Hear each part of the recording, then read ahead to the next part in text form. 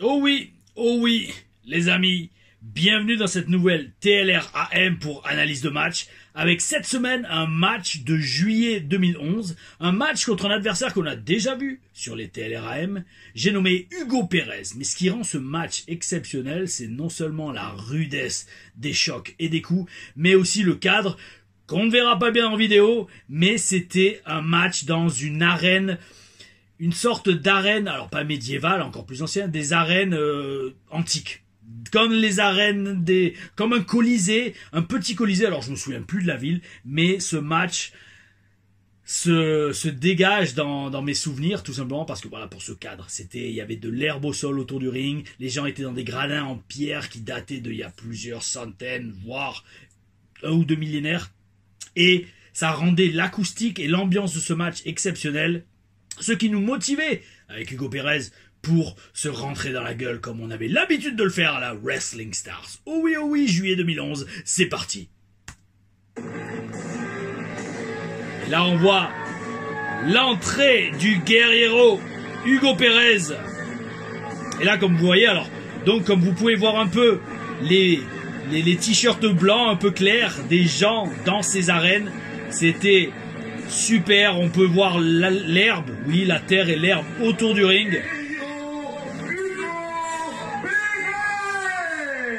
Et ce soir-là avec Hugo, on avait eu pas mal de matchs ensemble à ce niveau de nos carrières respectives. Et c'était toujours un plaisir d'être avec Hugo dans le ring. D'ailleurs ça l'est toujours, il catch toujours. Eh bien, écoutez, cher public, Hugo Pérez aura fort à faire ce soir, en effet, car le catcheur qui devra affronter a catché dans le monde entier, fréquentant les rings les plus... Ça, c'était mon intro personnalisé à la WS. Sa ténacité et sa foule de combattants Laissez les adversaires abasourdis, comme s'ils avaient été frappés par la foudre de l'Olympe. C'était moi qui avais écrit le texte, il me semble. Voici sous vos applaudissements l'Olympien Tom La Rufa. Alors, c'était soit l'Olympien, soit le Gréco-Romain. Avec ma musique de 300, Come and Get Them. Et là, regardez, encore une fois, rempli. Les gradins, ou plutôt les arènes, remplis. Et c'est toujours exceptionnel de catcher dans des lieux comme ça, comme seul le catch indépendant vraiment peut vous l'offrir. Tous les shows sont différents, tous les publics, toutes les salles sont différentes. Et là, c'était pas une salle, c'était en plein air. En plein air. Un soir d'été 2011. Prêt à en découdre avec Hugo Pérez. Et pourquoi encore une fois aussi ce match, en plus de cette magnifique cape que j'ai. Alors c'est laquelle? Est-ce que c'est la cape que j'avais fait faire pour le... Non. Oui, d'accord, ok. Ce n'est pas la cape que j'avais fait faire pour le cirque d'hiver. Ce sont des paillettes toutes simples en papier collé sur du tissu. Après j'ai une autre cape rouge à paillettes. Alors elle, celle-là c'est magnifique. C'est des petits ronds en plastique très brillants.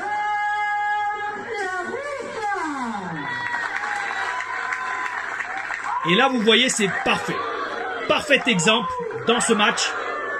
Comme quoi une bonne entrée peut vous faire connecter avec la foule tout de suite. Et là les gens m'ont applaudi juste par l'entrée.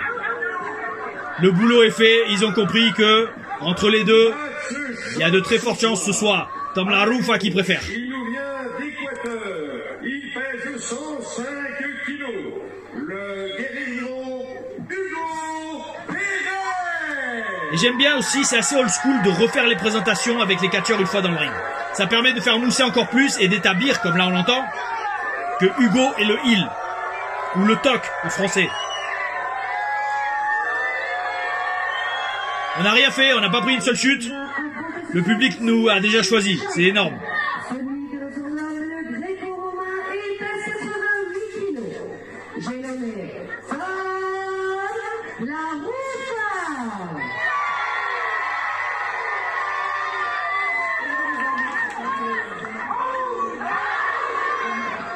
Ah ou. Oh oui, oh oui. Arbitre de ce match, Monsieur l'arbitre, c'est à vous. Monsieur Jean-Marie Lefebvre, l'arbitre du match. Et donc, ce qui était bien, c'est que la foule avait déjà choisi son camp. Et ce que je dis souvent, et ce que j'adore répéter, notamment en stage, c'est que ce qui est bien avec le personnage du Spartiate, il n'y a pas besoin de faire le cheerleader, il n'y a pas besoin de faire la pop-up girl. S'il vous plaît, applaudissez-moi, s'il vous plaît, allez, il vient taper dans vos mains. Non, non, non. C'est un guerrier, il veut se battre. Et le public l'aime ou l'aime pas, peu importe, il sera pareil dans le ring. Bel esprit, bel esprit. C'est un peu, bon, bien sûr, toute proportion gardée, comme le personnage de Stone Cold Steve Austin. Stone Cold Steve Austin, il avait rien d'un babyface, rien d'un heel, c'est juste un mec qui voulait se battre et tabasser son patron.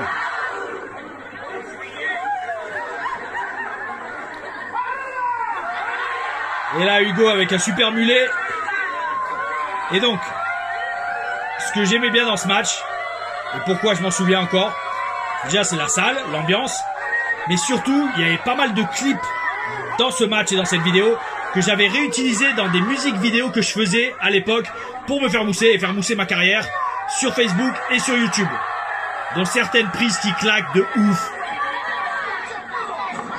Et ça part à 300 à l'heure. Yes. Magnifique saut de tête.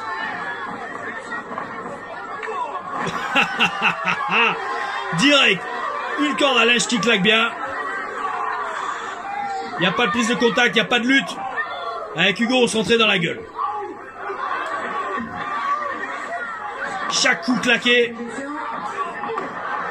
Les chutes rendaient bien.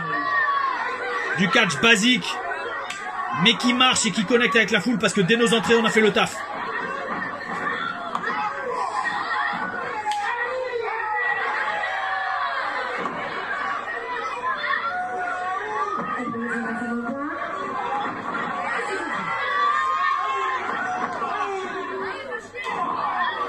On y va avec des coups. Bonnes actions. On travaille la caméra qui tremble un peu.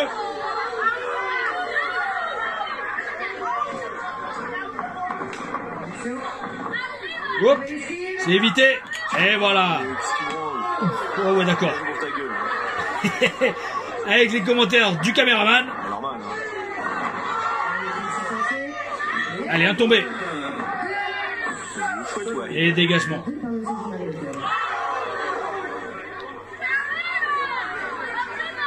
Ah ouais, d'accord, je le soulève carrément. Moi qui étais assez paresseux dans mes matchs, je détestais soulever mes adversaires, surtout si comme Hugo il faisait plus de 100 kilos.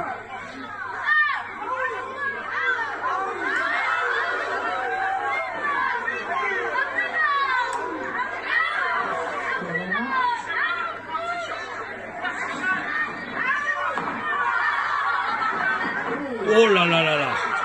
D'accord. Ok, alors. Hugo, c'est un excellent catcheur. D'accord, dans la gueule. Dans la gueule. Alors, franchement... d'accord, et le plongeon. Ça, je peux vous dire, ça ne devait pas être prévu. Je ne l'ai pas vu venir. Heureusement, il y a de l'herbe au sol. Ça permet d'amortir un peu, non seulement les chutes, et de ne pas risquer de s'exploser l'arrière du crâne au sol, notamment sur des plongeons. Parce que comme je dis souvent dans les TLR Reviews, les plongeons, c'est relou, c'est dangereux, et ça apporte pas tant que ça au match, en fait.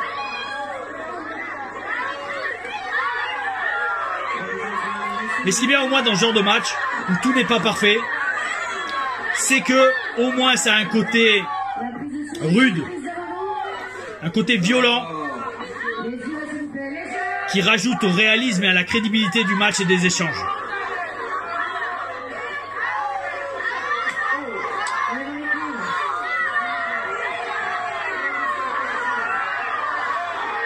Pour info également, pour l'avoir fait de temps en temps, c'est très désagréable de catcher avec un vrai pantalon comme le fait Hugo là avec un treillis.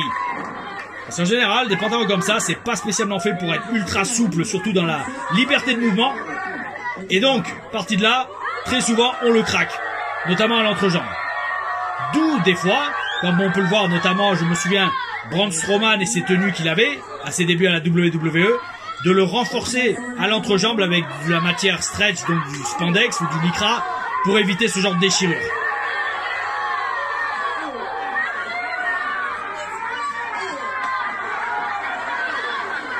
Les Machine Gun Shop, comme deux gros fans de catch japonais que nous étions, il y a 14 ans déjà. Oh oui. Et là on l'envoie, je pense que ça va être contré, non? Oh ben non. Yes. Springboard. Ouais, joli. Joli. Super l'action.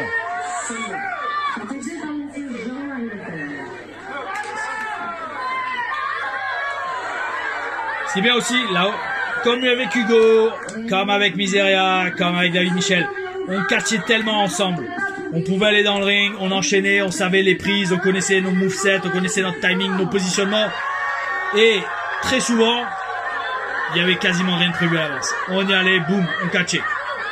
Comme ça doit être fait entre deux, avec de vrais professionnels, de vrais catcheurs. D'où également le fait que certaines actions sont pas totalement propres.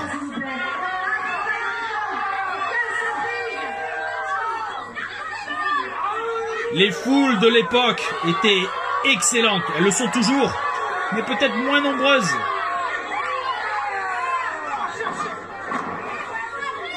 Là, ce qui me fait rêver, c'est que Hugo, sans faire exprès, tourne le dos complètement à la foule, mais travaille la caméra, donc bel esprit. Je sais sincèrement pas, je ne sais sincèrement plus si Hugo savait que je filmais le match. C'est pas très souvent, tout le temps, je l'ai filmé uniquement pour moi. Et très peu de fois, les adversaires me demandaient « Hey Tom, on peut regarder le match ?» Non, c'était moi qui l'ai filmé pour moi, pour progresser. Bon, si j'avais voulu le voir, je leur aurais renvoyé. Mais 15 ans après, ou 14 ans après, pour ce match, la vidéo nous sert dans les TLRM, analyse de match. Ça ne me sert pas à éviter ce flying back elbow que vient de me faire Hugo, qui me fait chuter en plein milieu du ring. Non, ça c'est un peu déplacé, monsieur Pérez.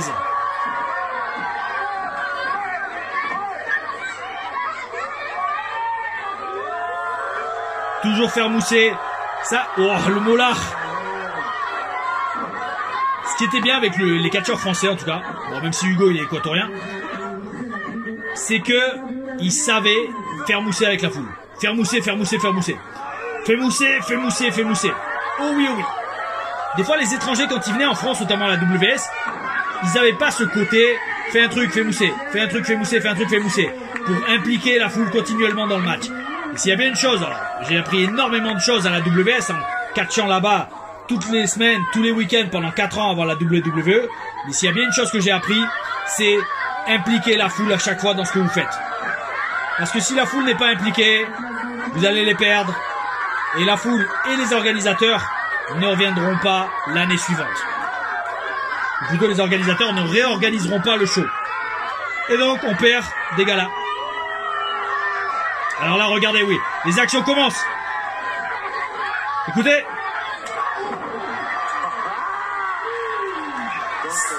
Celle-là, je m'en souviens parce que comme le caméraman le dit, il se reconnaîtra dans ta gueule. Le claque de cette corde à linge, remettez-le, mettez-le au ralenti. C'est pas un coup sur la cuisse, c'est le chopper là sur le haut des pecs. Ouais, leg lariat. Et dégagement. Comme d'hab avec Hugo, un bon petit match, bien physique, bien solide, qui, je le sens, approche de sa fin. Qui a gagné ce match, mes amis? Je ne m'en souviens plus. Nous allons le redécouvrir ensemble dans l'analyse de match de cette semaine.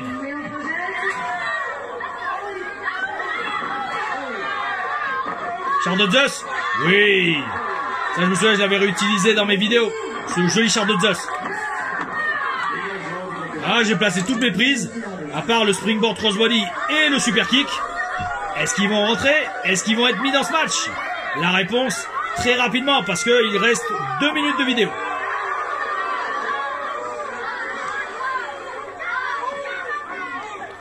Utilise une lariat. Non, c'est évité. Où est Powerbomb?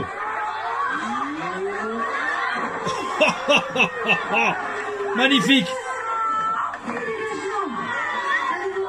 Quel powerbomb, quel sit-down powerbomb. Heureusement qu'on avait un bon ring. Hein. Cette prise, je la prends pas dans n'importe quel ring, ça je vous le dis.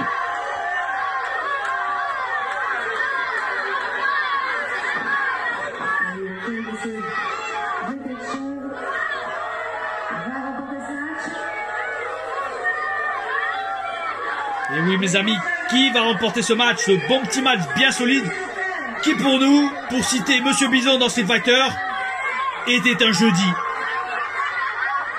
Ok, d'accord, dominateur, non? Super kick. Magnifique.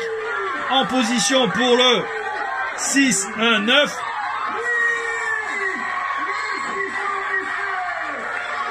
On se retourne pour faire mousser la foule quand même. Même si je lui tourne le dos. Oh, je suis chaud. Pour ce magnifique springboard crossbody. Non, dégagement. La foule est autant dégoûtée que moi, autant surprise. Si je le bats pas avec ça, j'ai bien peur, mes amis, que je perde le match. C'est ce que nous allons savoir incessamment sous peu. Si le caméraman arrive à choper l'action, est-ce qu'il a trop bu? Est-ce que c'est un mec d'internet? C'est évité? Non? Wow, doucement. Non, non. DVD porté à la japonaise.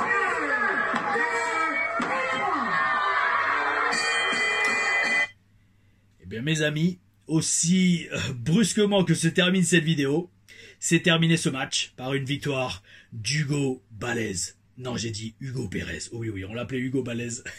Ah, dans les vestiaires. Bref, mes amis, comme d'hab, je veux dire, ça peut sembler un match entre guillemets ordinaire, ça reste quand même un très bon match. Et c'était le genre de match qu'on avait littéralement chaque semaine, 2 à 3 fois par semaine. Avant d'avoir le match à 6 ou le match à 8 final. Oh oui, mes amis, toutes ces années, tous ces shows à la WS m'ont apporté énormément, m'ont permis d'avoir un niveau. Oh oui, bel esprit qui m'a permis d'aller aux États-Unis par la suite. Mes amis, gardez le bel esprit, j'espère que cette vidéo et ce match vous a plu. Si c'est le cas, abonnez-vous, partagez, commentez, likez la vidéo et gardez bien évidemment le bel esprit. Aouh.